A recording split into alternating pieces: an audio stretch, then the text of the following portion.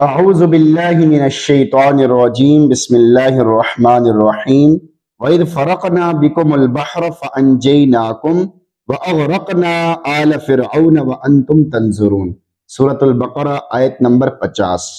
اللہ رب العزت کا تیسرا انعام سمندر کو پھاڑ دینا، اور جب ہم نے سمندر کو تمہاری نجات کی خاطر پھاڑ ڈالا تھا۔ وَإِذْ فَرَقْنَا بِكُمُ الْبَحْرَ، اور اس وقت کو یاد کرو جب ہم نے تمہیں بچانے کے لیے سمندر میں راستے بنا دیے تھے۔ فَأَنْجَيْنَاكُمْ، پھر تمہیں تو بچا لیا۔ فقط تمہیں سمندر کے پانی سے بچانے والی نعمت سے ہی سرفراز نہیں کیا، بلکہ تمہارے دلوں کو ٹھنڈا کرنے کے لیے فرعونیوں کے غرق ہونے کا تماشا بھی تمہیں دکھا دیا۔ وَأَغْرَقْنَا آلَ فِرْعَوْنَ، اور فرعونیوں کو غرق کر ڈالا۔ وَأَنْتُمْ تَنْظُرُونَ، اور تم لوگ یہ سارا نظارہ دیکھ رہے تھے۔ دشمن کا ہلاک ہو جانا ایک نعمت ہے، اور اسے ہلاک ہوتے ہوئے اپنی آنکھوں سے دیکھنا یہ ایک دوسری نعمت ہے، جس میں ایسی خوشی اور سرور ہوتا ہے جس کا اندازہ نہیں لگایا جا سکتا۔ آیت کا پیغام آپ کے نام، کوئی بھی ظالم ہو اسے سزا مل کے رہے گی۔ اللہ تعالیٰ نے آل فرعون کا لفظ ذکر فرما کر اشارہ کر دیا، ظالم کوئی بھی ہو اور کہیں کا ہو، وہ اپنے ظلم کی وجہ سے عبرتناک سزا پا کر رہتا ہے، اگرچہ وہ کسی دوسرے کے کہنے پہ ہی ظلم و ستم کیوں نہ کر رہا ہو۔ آیت کا دوسرا پیغام آپ کے نام، اللہ رب العزت نیک لوگوں کی صحبت عطا فرما دیں گے۔ امام قشیری رحمہ اللہ فرماتے ہیں، جو آدمی اللہ رب العزت کی رضا کے لیے مشکلات اور مصائب کو برداشت کر لیتا ہے تو اللہ رب العزت اس کے بدلے میں اسے اپنے نیک بندوں کی مجلس صحبت میسر کر دیتے ہیں۔ بنی اسرائیل نے ظالم فرعون اور اس کی قوم کے ظلم و ستم پہ صبر کیا تو اللہ رب العزت نے انہی میں سے انبیاء اور بادشاہ پیدا کر دیے، اور انہیں وہ کچھ عطا فرما دیا جو اس وقت کسی اور کو نہیں ملا تھا۔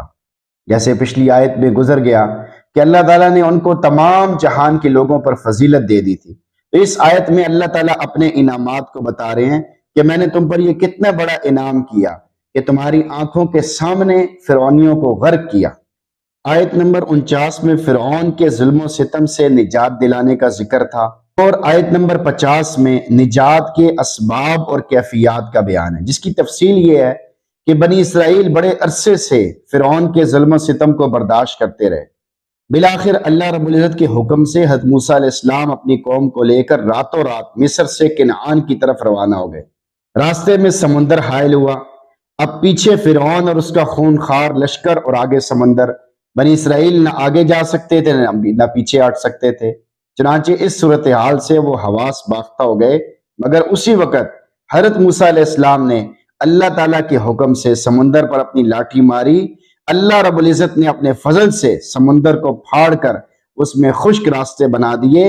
ان راستوں کے ذریعے گزر کر بنی اسرائیل سمندر سے پار ہو گئے۔ ان کے پیچھے پیچھے فرعون بھی خشک راستہ دیکھ کر اپنے لشکر سمیت سمندر میں داخل ہو گیا۔ فرعون اور اس کی ساری فوج اور لشکر سمندر میں داخل ہو گئے تو اللہ تعالیٰ کے حکم سے سمندر کا پانی مل کر اپنی پہلی حالت پر آ گیا، اور بنی اسرائیل کے لیے جو خشک راستہ بنا تھا وہ ختم ہو گیا۔ نتیجہ یہ نکلا کہ فرعون اور اس کے تمام لشکری سمندر میں غرق ہو گئے۔ یہ سب منظر بنی اسرائیل نے اپنی آنکھوں سے دیکھا۔ عموماً اللہ تعالیٰ کی یہ عادت شریفہ ہے کہ جب کسی قوم کو تباہ کرنا ہوتا ہے تو نبی اور نبی کے ساتھ والوں کو بچا لیا جاتا ہے اور منع کیا جاتا ہے کہ واپس مڑ کر نہ دیکھیں۔ مگر بنی اسرائیل کو فرعونیوں کے غرق ہونے کا تماشا ان کی آنکھوں سے دکھایا گیا تاکہ وہ شکر کریں کہ ان کے دشمنوں کو ان کی آنکھوں کے سامنے غرق کیا گیا۔ تو اللہ تعالیٰ بڑی قدرت والے ہیں، بڑے فضل والے ہیں، بڑی رحمتوں والے ہیں۔ مسلمان کو ہر حال میں اللہ سے راضی رہنا چاہیے، اللہ کی طرف رجوع کرنا چاہیے، اچھے حالات ہوں یا برے حالات ہوں، یا کسی بھی قسم کی حالت ہو، اچھی کیفیت ہو بری کیفیت ہو۔ اچھی کیفیت میں نماز پڑھنے کا، قرآن پڑھنے کا دل کرتا ہے، بری کیفیت میں آدمی فرض نماز بڑی مشکل سے پڑھتا ہے۔